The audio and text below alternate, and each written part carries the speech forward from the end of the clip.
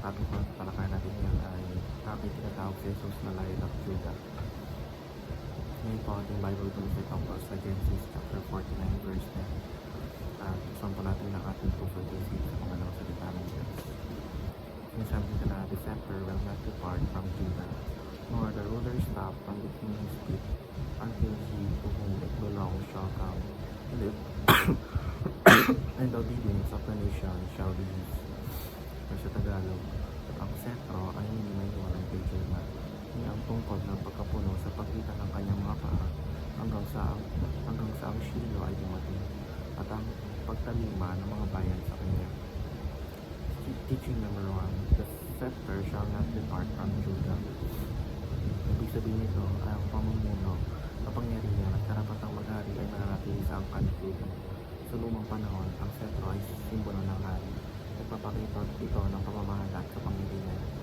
Sa pahayag na ito, always, pinapakita ng Diyos na mula sa angkan ni Judah ay darating ng tunay na hari, tunay at walang hanggang hari.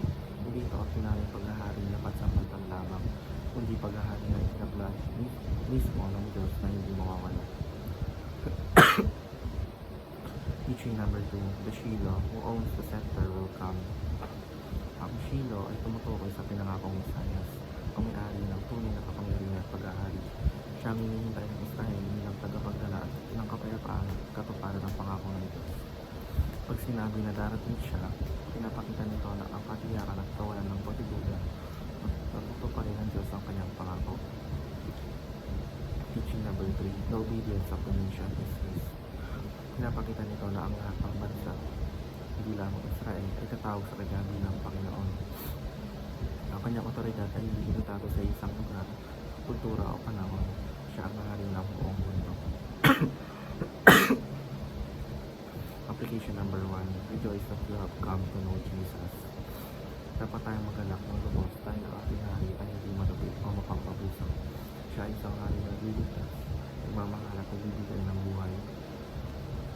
Application number 2, rescue that lost through the gospel. Kung si Jesus ang tunay na hari, tungkol natin ipaalam siya sa mga taong hindi pa siya kilala. Hindi tayo nilagay ng Diyos dito para mabuhay lamang ng komportable, kundi para maging ilaw at tagapagdala ng mabuting balita.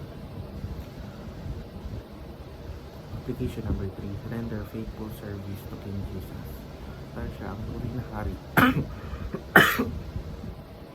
karapat-dapat siyang paglingkuran ng tapat.